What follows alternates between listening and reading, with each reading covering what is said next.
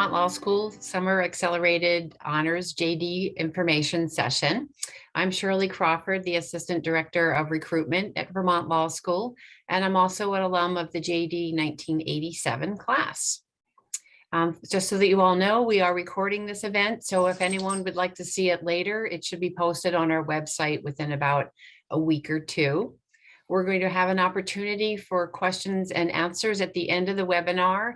You're welcome to raise your virtual hand, ask any questions that you like, or to type your question in the chat, whichever you prefer. And now I'd love to introduce you to our admissions staff that's a part of this webinar today. Our director, Katie Merrill. Katie, maybe give them a wave. And then we also have two admissions counselors that you may have spoken to in the past, Eleonora Moffett and also Kate Shanley. Everyone. Hi all. And then I'd like to introduce you to some of our panelists. Our panel today is made up of some alums of the Summer Accelerated JD, as well as some current students. And each alum or each panelist, when I introduce you, it would be great if you gave me a little overview, or the whole group here, a little overview of any activities that you participated in at Vermont Law School, any specializations or concentrations that you did, externships or law clinics that you did, and anything. If you're an alum, let us know what kind of work that you're doing now. And let's start with Paul, who's an alum of our summer class. Is that right? Super happy to be here. I always enjoy chatting about VLS, and it's nice to kind of be reminded about my time there. I graduated in 2016, which 5 years ago, or almost 6 years ago. It feels like forever. Definitely my time at VLS was really well spent. I did the summer start in 2014, and during my time there, I was able to extern at the Vermont Attorney General's office. I also worked in the ENRLC, I think it's still called that, the Environmental Natural Resources Law Clinic, and then just took a bunch of classes in 2 years to get graduated. I'm now out, and I live in Syracuse, New York. I practice at a law firm here, Harris Beach, and I do commercial and business litigation and mostly environmental law. Great, thank you, Paul. Next, I'd like to introduce Bridget Nostro. Hi everyone, I'm Bridget. I'm an AJD. I'm in my final semester right now. And my experience has just been a whirlwind. It goes by so quick. Some of the things I've involved in is I'm the SBA Senator for AJDs, or one of them. I was in the Environmental Advocacy Clinic. I did a climate justice practicum with Yale, which is a really cool experience to work with people in different fields. And right now I'm on SIP in Boston, working with Conservation Law Foundation. So that's a little about me. Great, thank you, Bridget. And now I'd like to introduce Josie Watson. Yeah, hi everyone. I'm also in my final semester of the AJD program. I am also enrolled in a Master's of Environmental Management program with Yale School of the Environment. So I'm going to go into that in the fall. And I've just loved VLS so far. I love the whole community. I specialized in food and agriculture law and participated in the Food and Ag Law Society, but I was also able to help coordinate the National Lawyers Guild chapter and had so much flexibility about organizing local economy law events and inviting speakers. The summer classes are absolutely amazing. And I did an externship with the Center for Democracy and Environmental Rights. And I did some rights of nature litigation work for wild rice personhood for tribes in Minnesota. And it's just been a whirlwind, like Bridget said, but so amazing. That's great. And now we have Rachel. She won't be able to have her video on, but Rachel Thompson is one of our alums for the Summer Honors Accelerated JD class. Hi, everybody. Can you guys hear me okay? Yes. Sorry, I have a filing deadline for a motion to dismiss in a case, so I'm actually driving to court to go file it as we are on this lovely webinar here. I graduated in 2017. I was part of the Summer Start AJD program. I came into law school a little bit as a non-traditional student. I was 30 years old and I had 2 kids, as a single parent, and I had worked as a paralegal for about 7 years before coming to law school, and really loved that there was a 2-year program so I could get in and get back out to work. And I focused primarily on criminal law, and we used to have a general practice program, experiential advocacy, I think is what the program is now called, that kind of focus more on general litigation skills.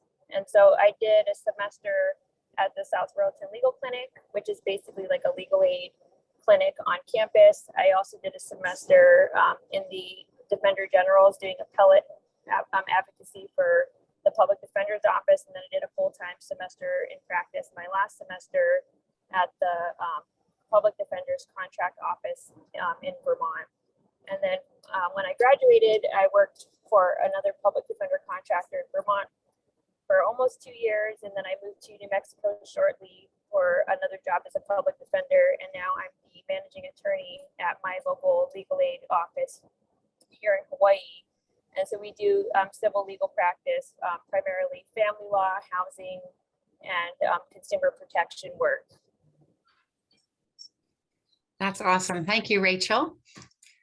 And now I'd like to move the program over to Katie. She'll give you all an overview of how the Summer Accelerated JD works, and then we'll come back to our panelists.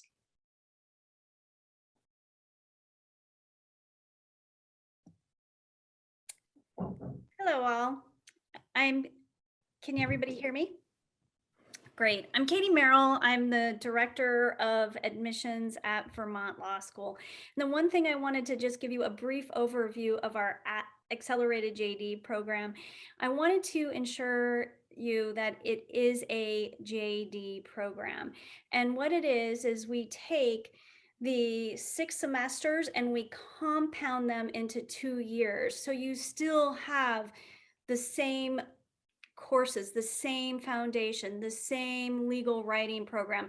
It's just, we like to just crunch it in. So I wanted to make sure that you were aware of that. And I'm gonna slide this forward. And I also wanted you to, like, as you heard, people were very active in law school, but you will have opportunities to experiential learning, co-curriculars, be active on campus. The one thing that it's really important to realize is you're just planning every single moment of your life because it goes so quickly. Bridget will talk about, she's a 3L, and it just seems like yesterday that she started the program. And you'll be practice ready. The other thing that I wanted to say is we are flexible at Vermont Law. So our Accelerated JD program started, Paul, were you first class or second class that graduated with the Accelerated JD? I think I was a second class. Yeah, I think you were too. When I started, I've been at VLS 8.5 years, and I started with the first class, and it was amazing going on the journey with them, but it's a tried and true program, and it's just really geared towards folks who have a clear focus on what they want to do in law school and that they want to compact it. So, but we do have our accelerated, we have our traditional JD, which is 3 years. Some folks extend their JD for 4 years.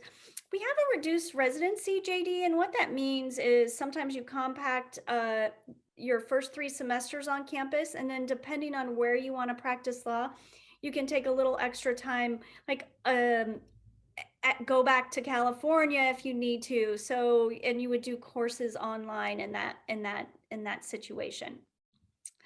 All right. We also have a 6-semester bar depending on when you start. So sometimes you can fit that in. And I think Josie's doing that, right, Josie, along those lines, fitting the bar in. So I want to talk a little bit about the 2-year program. So when you start in the summer, your 1L year is summer, fall. Your 2L year is spring, summer, And your 3L year is fall, spring. And that's kind of when you catch up to everyone. So all of a sudden you've kind of run a different little schedule than your other cohorts. By your 3rd year, you're ready to go and you're with your 3Ls. And it's interesting. A lot of people that are attracted to the summer AJD program are driven, they're motivated, they're brilliant.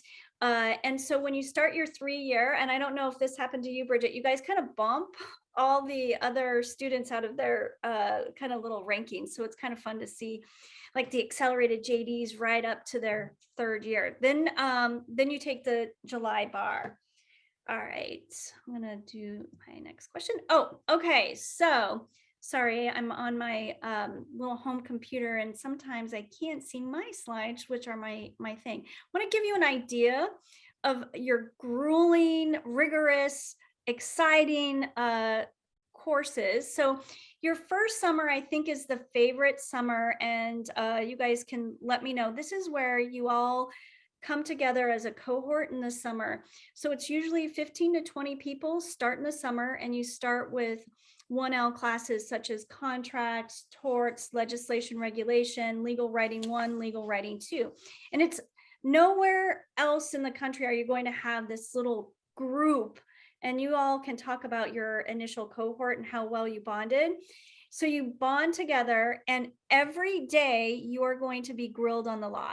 There's no way around it. You're going to know the law, because guess what? There is a good chance that you're going to be called on every single day of your first summer. So you'll learn the law specifically. So then your second semester, you'll be joined with the traditional fall start JD students. And so you'll be in bigger cohorts. But what's kind of nice about the fall is you'll have a semester of law school under your belt. And so then you're feeling really confident. And then you also get to take a few electives. So that's a really fun semester for our accelerated JDs. So I think, and again, you guys can all comment on this, your grueling semester is 3rd semester. It's a very typical 1L semester. You're taking con law, civil procedure, property, legal writing 2. You might throw in an elective. So it's really intense. And by this time you're a little tired. So that's your 3rd. And then the next summer, this is an interesting summer. A lot of accelerated JDs will take JD required courses. They might take clinical courses, or like an experiential course. They'll do electives. So this is a key summer where you're really navigating, okay, what are some requirements I need to get in to finish my last year of law school? Now, here's a big thing. So I got to tell you, this second summer, sometimes when people are in the accelerated JD, they're afraid that they're losing that second summer experiential big, like a summer associate position. I'll leave it to the panelists, but it's really, this is such a terrific program that you're not necessarily missing out, because the next you'll have a semester in practice, you'll have more exposure to extra clinics, your 3L. So it's one of those that if you're debating, we haven't seen it affect our accelerated JDs because the nature of who you are. You're driven, you're smart, you have good grades, you're solid, and you get the jobs. So, and I do want to add that Abby Armstrong, she couldn't make it tonight, but she's our Director of Career Services. She can help you navigate that. And here's another small thing. If you decide when you get to this second summer, let's say you do get this great offer that you don't want to pass up, you de-accelerate. Kind of may put a little longer your program. It will zip you into more of a traditional track of taking a break that summer, but it is something that you can decide. And this is where I do want to add that accelerated JDs, we are with you one-on-one continuously throughout this whole process. It's we need to make sure that you're fulfilling your needs, your goals, and achieving all your requirements. So we're right there with you in this case. And then your 3L, you're right back to your 3L year and you're ready to go. You might do a semester in practice. So you'll have several different options available. I think that's it. Let me stop my share. All right. Shirley, you have a question? Oh, I just wanted to add that when Katie was referring to semester and practices, those are opportunities for you to actually go out and work in the legal field. We have a whole department of professors that will help you make those connections for those positions. And they can be in any location that you want, where you're pretty much working, if you do it on a full-time basis, working from 9 to 5 for a legal entity. And so you can do a full-time semester in practice and a part-time semester in practice, or you could do a full-time semester in practice and a full-time law clinic. So you really are going to be able to graduate with at least 2 new legal work experiences to add to your resume, despite being in the program and not having your summers free. The other little point, go ahead, Katie. Oh, I was going to say, Paul, what kind of experiential did you do? Yeah, so I did a semester externship at the Vermont Attorney General's office in the Environmental Protection Division. And that was like an externship that provided, credits and everything. And that was the fall of my final year. And then I also, during one of my summers, my second summer, I was a student clinician in the Environmental Natural Resources Law Clinic. And, neither of those externships I leveraged to a job in the future. And it's not necessary if people are telling you that you have to make these connections during law school to get employed in the future. That is not correct, or at least certainly not my experience. So you can get the experience you want to have when you're in law school as an AJD for sure, without really much problem. I do want to add my favorite story. This is a personal anecdote about Paul. Is he loved law school? Like, love. This is if you love law and love to be challenged, even more so, because you have to this is law school. I hate to sound like really cliche 2.0. But Paul, one day I needed him to come up with me to UVM because Bridget's from UVM. We do a 3+2 program with UVM. Paul, this is like a product of you helping that one time. So Look at me. he loved the law. Do I get a check for that? Yeah, right. He loved the law so much that I said, can you come help me up at UVM? And Jackie Gardina, who's teaching civil procedure, you're going to know your professors back and forth here. I go, Jackie's driving up with us, and you can ask her any question about Civ Pro on the way up and on the way down. And I just love that. And Paul helped me come up with the term, and I hope it's okay, Paul, I law nerd, because you just loved it. And then here if you really want to dig into a subject and you're reading and you just delved into it.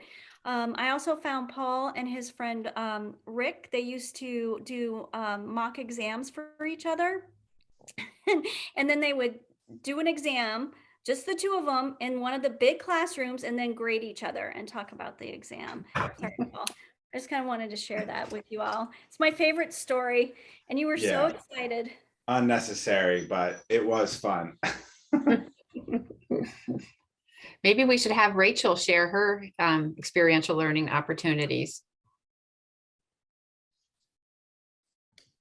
Rachel had to hop off to actually file those documents, but she will be back very shortly. It's a 6-hour difference between Hawaii and here, so she's in the middle of her active work day. Bridget, can you talk a little bit about your experience? Because you're on semester in practice right now, correct? Yeah. And I just want to also add that being a part of the 3+2 program, I'm 23. I have I've never had a job before, but VLS really prepared me with all the experientials to feel confident in the office and like know what I'm doing. So I just want to throw it out there that they work their magic, and I am now a professional adult to be. But with my SIP, you want me to talk about my SIP, right? Okay. So Conservation Law Foundation is a nonprofit, and their headquarters are in Boston, which is where I am. And I am working in their climate change and clean energy sector. I'm doing a lot of work under a supervising attorney. Everyone gets a supervising attorney, and I meet with her every day, and she gives me assignments to do, helps me learn like how to write new memos, new filings, gives me a lot of reading. But like everything I do, I'm in love with, because I just love learning. I love, like, I feel like I'm just a part of the change. So with the clean energy and climate change, we're trying to, our main goal is to electrify the grid by 2050. But I always thought like clean energy is like all the wind and the solar, but it's cool because here I'm doing the other side of the coin, which is pushing natural gas out of the question. So like really going head to head with the companies is so cool, and I'm so excited like every day to see what I have to do. So definitely recommend getting as much experience as you can. And last semester I was in the clinic, so that also helped me gear up to be ready for a more hands-on experience. And then from here, I'll take the bar, and then beyond, I'll actually work. So yeah, it's really awesome.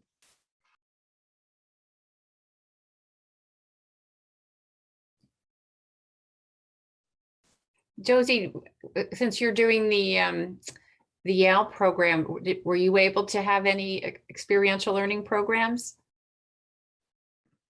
Yeah, I always like to talk about how I was able to. I think as a student, you're in a special position of coming up with interesting questions for professionals. And now we have LinkedIn and various people's emails. And I actually would ask a lot of questions of people in the field and make connections that way. And they were more than willing to speak. And in a couple of instances, also set up part-time internships during the semesters. You're told not to do that for your first 2 semesters in your foundational courses, and I agree with that. It's important to focus on the basics for sure. But then after that, I did take on a couple of part-time internships that were just maybe 5 hours per week, and that is such a resume builder. It was so awesome to start applying, you know, the legal and policy principles that I was learning in class, and it was really motivating to apply. And it also helped me prepare for my externship, which I did part-time in the fall. So I was in a class while also working the externship, and that was an amazing setup. And yeah, I think that most of my friends in the AJD program did something similar, where they had a couple of part-time internships on the side and were really just taking the initiative, you know, to get work experience while also moving really quickly. And that's been really awesome. I love that the initiative on the side, it exactly describes kind of what the accelerated JDs are typically like. Shirley, is it okay if I ask a question about cohorts and a little bit about their first summer? Paul, can you talk about how big was your cohort? How was that first summer? Yeah, I mean, the first summer really like sold it for me for sure. And it remains to be probably the best experience I had in law school. It's super non-traditional to do law school in this sort of way. Like we started in May, and there was 12 of us total. And, you know, you're going through these classes that are typically in these sort of larger lecture halls of 80 or 90 people, contracts and torts and things like that. And you just get a much more intimate sense of what the professors are asking, their expectations. You really do have a sense of responsibility that you don't have in bigger classes too, because you do need to be sort of like present with the material in order to be successful in the class. And in a lot of ways, in a larger class, you can sort of hide in the background, but that's certainly not the case in the summer. But the other thing, like, so I grew up in Arizona, and I was living in Connecticut when I decided to go to law school, or when I decided to go to Vermont Law School. And I'm a little bit of a non-traditional student in the sense that I was a little bit older too. But there's nothing in the world better than Vermont in the summer if you're not from Vermont and you haven't been there before. It is just, the people are lovely. It's so green. There's festivals every weekend. The beer is fantastic. The food's good. The school is on this beautiful river called the White River that you will almost every weekend get these tubes that are just like, car tubes, and you'll go floating down the river. And, you get this relationship with your cohort that is really quite special. And we drink wine every Wednesday. We go out every weekend. And I mean, a lot of people think of law school as this really rigorous process, and there it is to a certain extent. But I think what I liked the most about the summer was that there was a sense of like, adventure in it, and being new in Vermont, and it really being like encouraged almost to explore the natural area around you to like get the best out of the time at VLS, which you can't get if you go to Pace or if you go somewhere in the city or anything like that. It's just not the same vibe. I mean, I would walk up Kent's Ledge, which is a little hiking path right behind the school, like twice or three times a week. It was just a truly relaxing, calm, enjoyable place to go to law school in the summertime for sure. And having that connection with the people who you're with, it's a lifelong connection that you really do get to know people at a much deeper level in that first summer, because most people are coming from all over the place.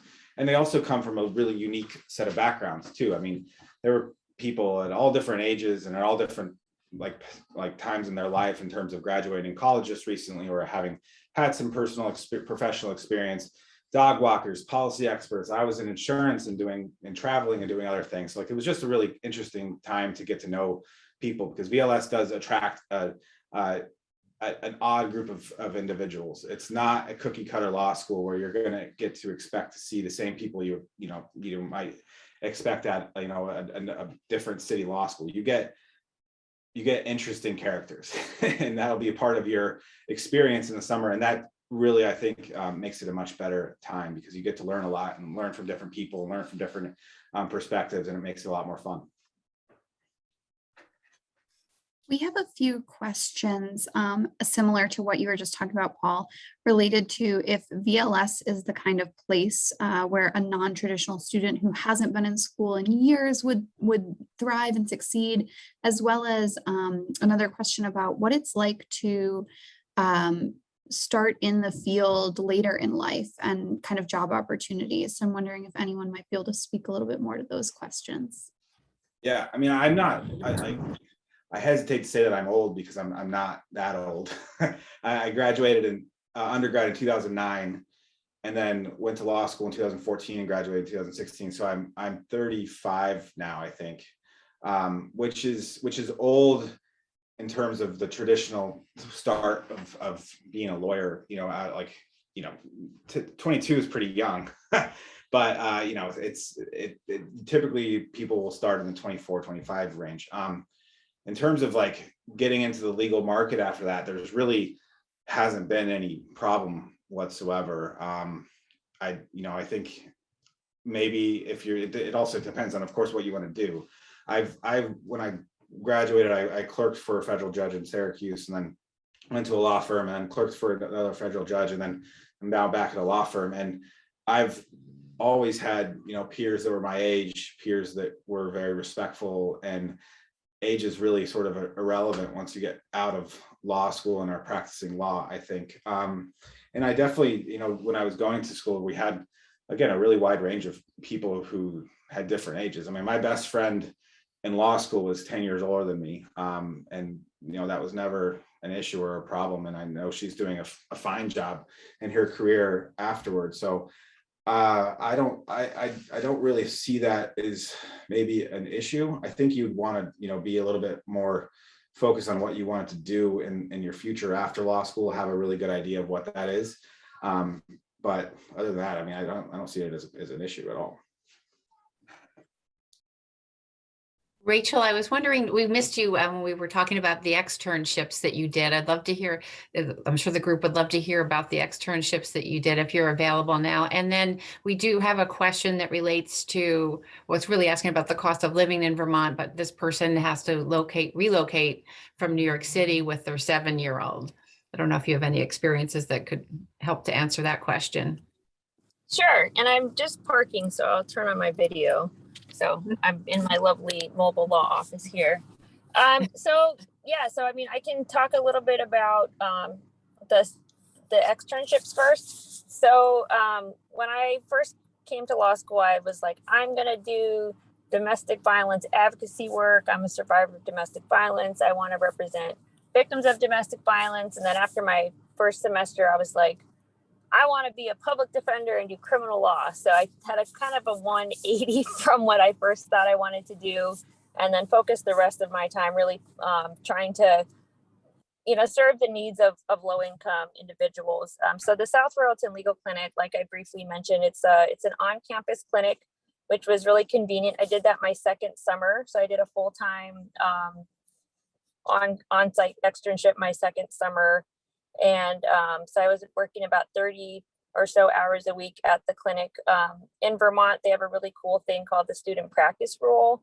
So once you've met some certain benchmarks in your education, you are able to actually represent real clients in cases in court under the supervision of a supervising attorney. So I got to actually represent a few people in some divorce cases and some child welfare cases where we represented the child. In one case, it was like an infant, and then we represented the mother in a termination of parental rights case in another one, and then I did some TROs and stuff. So got a really, I mean, you can make your externships as meaningful as you want. So I certainly could have done a lot less work. I chose to really try to get the most out of it and do as many. I think I had like 5 court hearings and stuff throughout the course of the summer, which was a lot.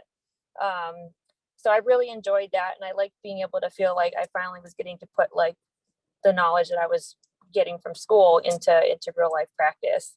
Because the ultimate goal for most of us is to get a job practicing law in some way, shape, or form, once you graduate.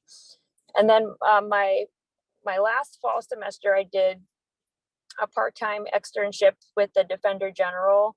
So it was in their appellate division, which wasn't my first choice, but it ended up being a really great experience. And you really get to go in depth into looking through the transcripts and reading all the underlying parts of the case and seeing whether objections were, put on the record, if issues had been preserved, and try to come up with some legal argument to overturn a conviction. And so I spent the whole semester working on this really elaborate case involving propensity evidence. And I worked on another case involving a First Amendment issue and a Vermont statute that had just come out for revenge porn, and dealing with how that interacted with the First Amendment right to speech and obscenity. And so I got to really dig deep into these two, kind of very discrete legal issues, and spent the whole semester working on actually writing appellate brief drafts.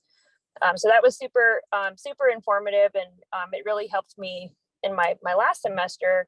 And thinking about when you're at the trial court level, you're in the thick of it. You have to think a lot on your feet, and how important it is to preserve your record, because if you don't preserve it at the trial level, it's gone. You can't raise it on appeal. So having that appellate experience was really helpful in thinking about how I practice law, as a litigator now. And then my very last semester, I did a full-time externship through the SIP program at a local law firm who was the public defender contractor for that county. Vermont is a pretty small state population-wise, and so the public defender's office has a couple of statewide offices throughout the state, but most of the counties are so small that they can't afford to put a full-time state office there. So they contract the PD work out to local law firms. So I worked for the law firm that did that in Orange County up in Chelsea, Vermont, which is about 30 so minutes away from Vermont Law School. Both of my, in fact, I think both of my externships involved VLS alum in some way, shape, or form too, which is a really great part of the externship program. Is they really try hard to help pair you up with people that have worked with Vermont Law School students or have also attended Vermont Law School. For example, my last semester in practice, both of my supervisors there that were the partners of this firm were both VLS alum. They actually met at VLS and fell in love, which happens sometimes. And but I did a 40-hour-a-week job, just getting to be like a public defender. We did arraignments, we did jail visits. I actually got to help second chair a felony assault trial, which was super exciting. Picking the jury and doing all the exhibits and investigating and visiting the scene. And so you can really do a lot of the hands-on stuff. So I highly recommend, the externship opportunities that BLS, provides. And I think you get such a more, like what Paul was saying, you get such a more intimate experience of law school than going to one of these big giant schools. I thought I wanted to go to Harvard, and honestly, the first day I stepped on the Vermont Law School campus, like everybody looked so happy and relaxed, and people were smiling and they were said hi. And I was like, this must be the wrong place, because like law school is supposed to be like scary and stressful, but Vermont Law School just has such a community about it, and it's really hard to describe it. I mean, I totally, I want to echo what Paul was saying, is those connections you make will stay with you forever. I still have a group chat with my cohort folks from my first summer, and we still stay in touch, not every day, but we still will, hey, how's it going, how are you doing? And we started that like our first summer because we were trying to figure out with like study groups and stuff. So and one of my cohorts was my best friend throughout all of law school. We still touch base at least every week. He's a prosecutor, or was a prosecutor. I finally convinced him to become a public defender. So he's doing that now, actually. But yeah, I mean, I can't say enough good things about VLS. I mean, if I could do it again, absolutely. Don't overlook VLS just because it's a little teeny tiny school in the middle of nowhere, Vermont. I mean, it provides you with just an incredible range of opportunities. Whatever you want to do with your law degree, VLS will help you get there. I think it's about being creative and finding the opportunities that VLS can help make available. Rachel, do you want to talk about your kiddos and being in law school with your kiddos? The children. They're the best going to college. Woo, woo. I know. So yeah, my kids are getting big now. My oldest is graduating high school this semester and going to college. Hopefully, I'm not sure if she's going to stay here or go back to Vermont. Actually, she's thinking about, I know she's thinking about going to Vermont. So we'll see. I want her to stay home at least for another year or so, because she's still a baby. But so coming to law school, I was divorced. I was 30 years old. I had 2 little kids, and it was a little bit overwhelming, especially I think because a lot of my classmates had no children, were not married, or I think one of my cohorts was recently married, but they were a lot younger than me. They had way more time to study. I was like, how am I going to manage to raise these 2 kids and deal with trying to cram law school into 2 years? But I just treated it just like every other crazy full-time job that I'd had since I had my kids, and when it was time to study, I studied. My mom was able to help out with the childcare situation, and I didn't get to enjoy the tubing and beer hopping and wine functions that Paul was mentioning, but it was fine. I didn't really miss it. I ended up renting a house kind of right outside of the South Royalton Green area, which ended up working out. I needed a little bit bigger space than what some of the student housing that was there provided, and I was out of the fray of some of the activities, but it was also really quiet. So I think depending on what your personal needs are for housing and stuff, you can find good local renting opportunities, in some of the surrounding towns, as long as you have a vehicle, because there's really like no public transportation. But for most folks, if you live, right on the green, you can walk to and from campus. You don't have to worry about parking your car, which can be kind of a pain if you are rushing to school late and need to find a place to park. But juggling raising my kids and going to school, like, it's totally doable. I mean, it was a lot of work. I'm not gonna undercut that. The AJD program definitely is a lot more rigorous than the traditional 3 years, but absolutely doable. You know, if you have kids and you're working full time, if you treat it like that, you can absolutely do it, you know. And I don't think that I really have faced any bias. In fact, sometimes I'll use it to my advantage as someone who's a little bit older and be like, listen, I have all this life experience.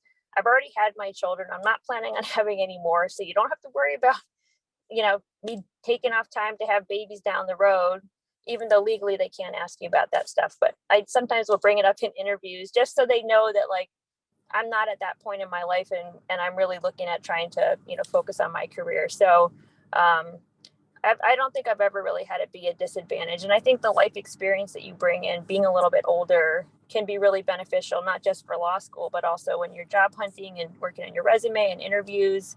Because I had 15 years of work experience by the time I came to law school. So I really tried to use that to my advantage. And I don't think it's had any negative impact on me. And certainly VLS being kind of a hodgepodge of, as I think Paul said, interesting characters would really be a good way to describe VLS. You have people from everywhere, every background, every walk of life, every weird career you've ever imagined.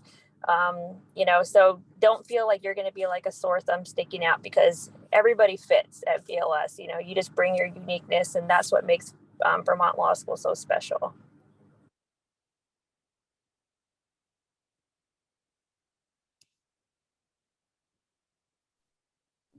Katie, we have a question from Kristen asking about what's the relocation process like for new students, and kind of the housing, and this person's looking to relocate with their 7-year-old. And then I know you could talk about our housing app, and then maybe Bridget and Josie could talk about their apartments that they rent and their experience. Certainly. So off-campus housing, Vermont Law, you can Google it. There's nothing on there right now, but do not panic. So what will happen traditionally is the housing like flips. So students come in, students go out, and it continues. I know that when you're starting in the summer, sometimes what you'll do is you'll look on the website. A lot of the students will start posting their housing like summer sublets, which is the kind of a good way to go. And then you can rent the apartment for the summer, and a lot of times that continues for the next year. So that's what we recommend. And then for summer AJDs, probably start the housing search in March, like mid-March. They'll students will start posting their sublets. But you all, it's you have to work at it, because it's a tiny little town, but the website's pretty good. I know that Bridget, I know you sublet, right? Correct? Oh, I have a ski house nearby, so I've been living there. So I can't yeah. really talk about this. Josie, where did you live? Or you were COVID? Were you COVID? No, you weren't COVID cohort. Bridget was. I can't remember. I We're was in the COVID same as cohort. well. Oh, that's right. Yeah, but I have, yeah, my two best friends right now. One of them sublets an apartment in Sower that's awesome, in a unit that has a bunch of apartments, and he loves his neighbors.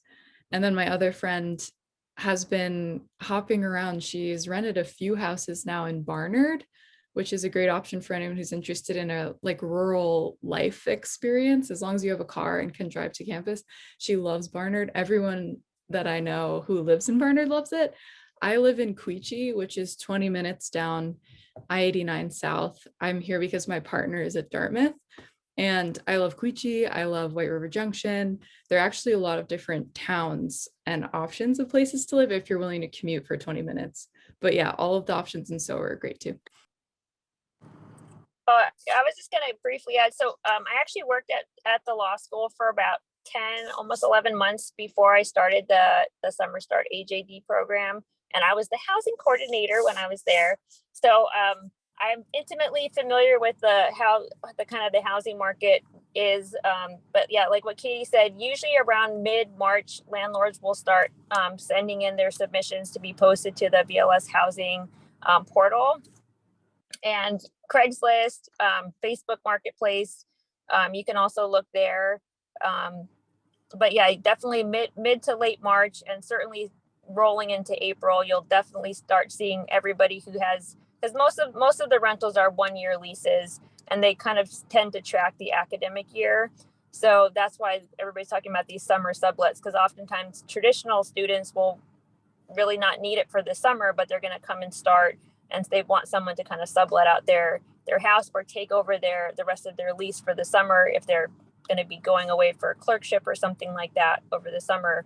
And you can get in, and sometimes they want to move, or you might be able to get, at least get into town and get settled in and try to find something else.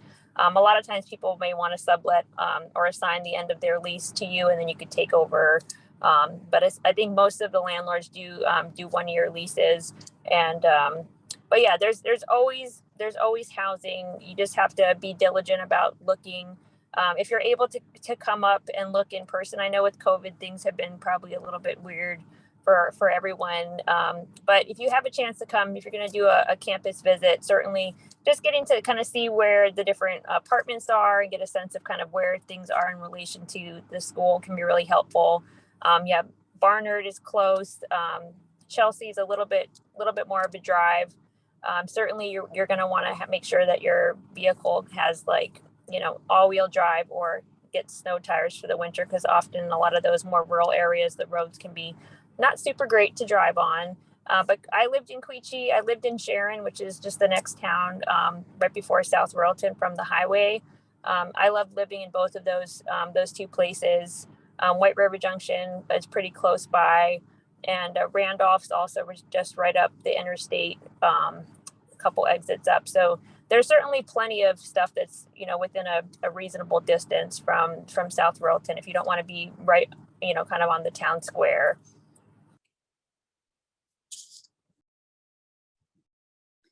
Do we have enough?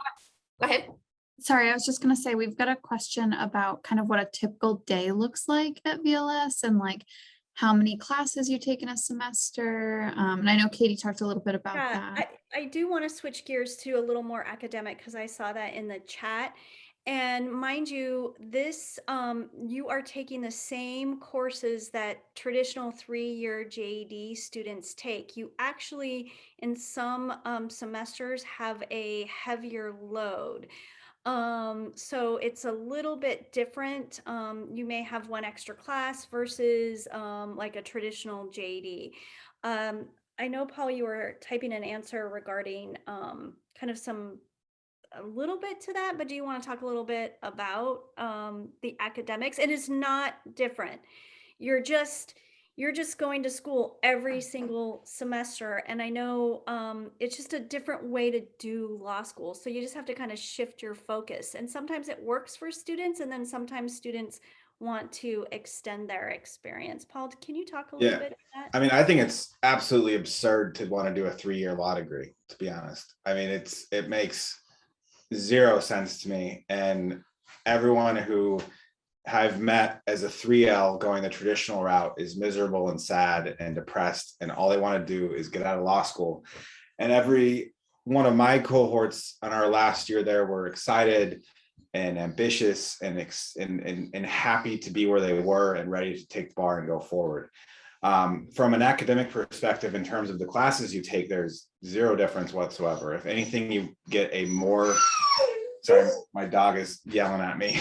He's a little wiener dog looking thing, but there's really is no difference whatsoever in terms of academic progress and the things that you can do as a 2-year JD versus a 3-year JD. You get the same classes, you have the same professors, your expectations are the same, and then you take the same bar exam that everyone else takes. And I think Rachel was talking about this a little bit. I view it as an advantage, especially in the future interviews that you have, because you can say that you graduated in 2 years and explain to them like why you did that. And for me, it was twofold. It was one, it was the financial incentives of getting out of law school in 2 years, which I just really had no real interest in. And paying a law school tuition check 3 years in a row. And what that has as the corollary is you're also not able to work for those times. I mean, you can, some people work a little bit here and there, but typically the students will be taking out loans and not working. And for 3 years, you're out of the working force, which I think is kind of a long time. And I'd worked before. I had no interest in doing that. So taking that was a really big advantage. And it's also, I think I saw a question about the cost. Like, you save an entire year's worth of cost on not just the tuition incentives, which you get, but there's also the living expenses that you don't have to pay while you're also not working and all that too. So I think that's a tremendous advantage of the AJD program too. But I mean, I know that there's been a lot of kind of talk about, how this is maybe like a less advantageous program or something like that. It's non-traditional, but there's nothing about it that is different from a 3-year JD. I mean, from VLS, I went and did a federal clerkship, which is something that is you do if you do well in a good law school from a 3-year program. So it's not like I had any disadvantage whatsoever because I chose to do a 2-year program versus anything else. I mean, I can't think of a disadvantage, to be honest, of doing a 2-year program from my perspective, and what has actually taken place after law school in the 5 or 6 years I've been out.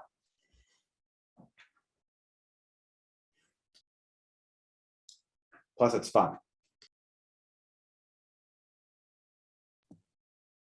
Thank you. Thanks, Paul. Bridget, Josie, anything to add? I also agree with Paul that it is an advantage. I think coming in the summer, you really get to know your professors and the staff and all your classmates. So like, I think from a social perspective, you get a lot more comfortable quicker. And for me, that was a big help. I feel like I could go through my classes more confidently, lean on my friends. Before the fall people came in, they didn't have the same relationships that we did. So that made it more fun and enjoyable. So there's that perk as well. And I do want to say, I'm looking at some of our top performing students at VLS, Paul, Josie, Rachel, and Bridget, and they really had a clear direction on where they wanted to go.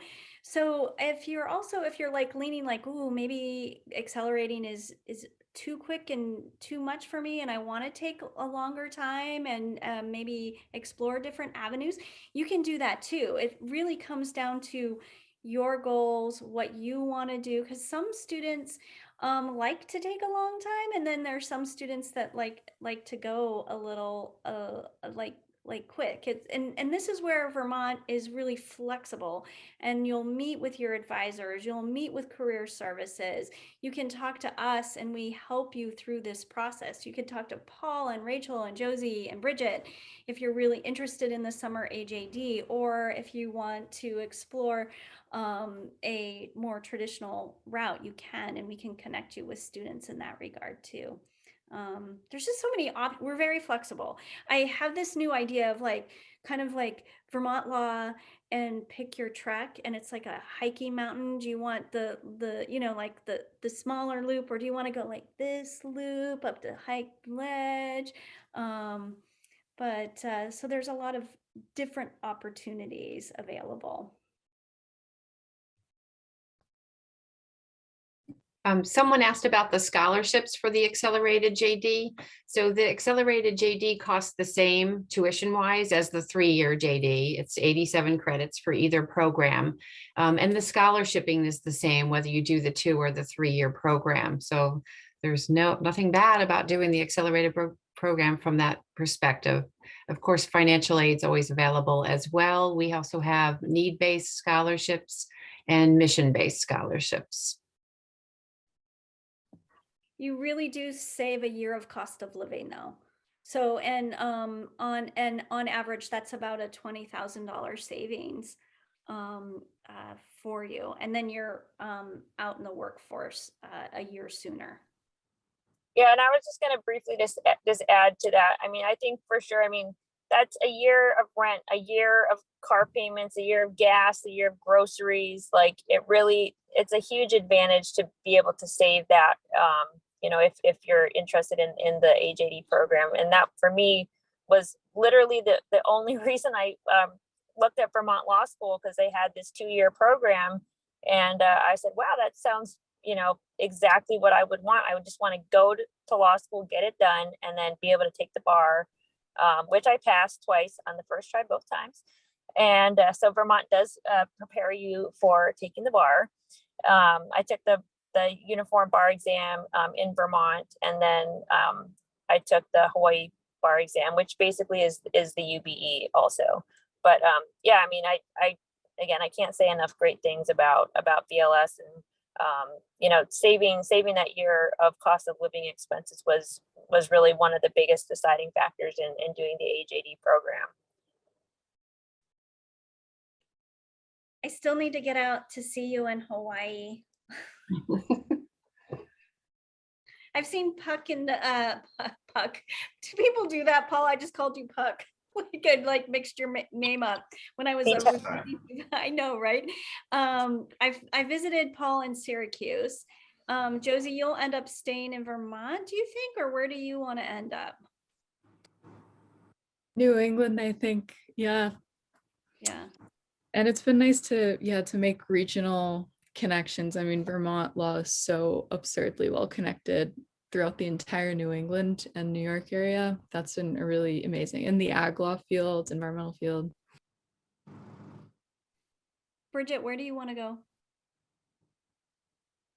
I think back to New York, but Boston is making a tough decision.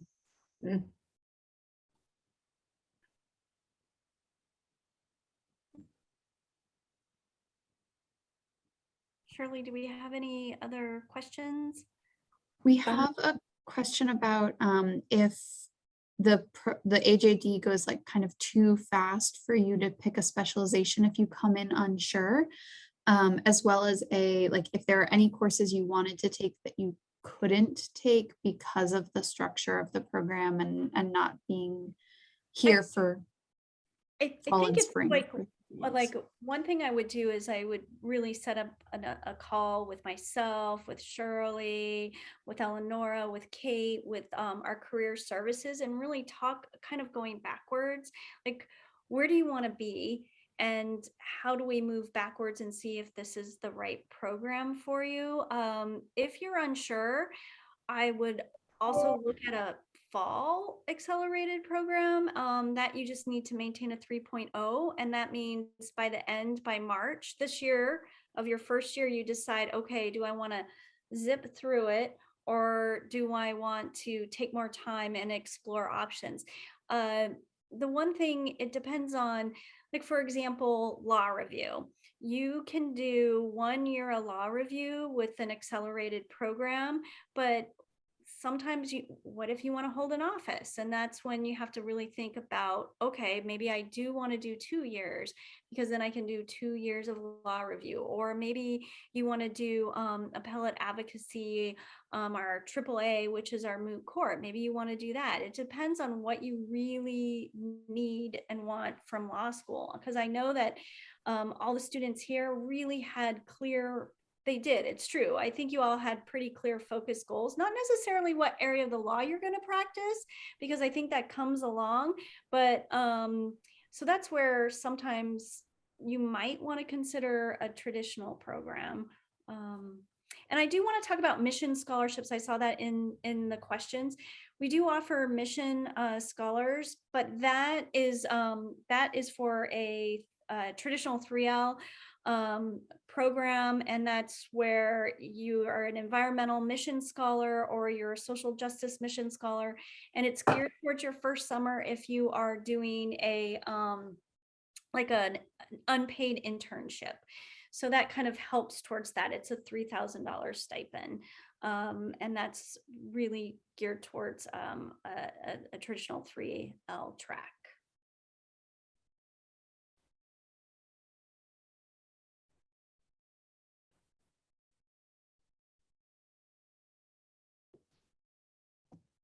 We want to wrap up? Yeah. Are we ready to wrap up, everybody? I think we could do that. we want to thank all of our panelists for joining us tonight, and for all of you prospective students that were out there listening in. Again, reach out to Katie, Eleonora, Kate, myself, and we can connect you with, to get to any other information about the program that you like, or if any questions were left unanswered.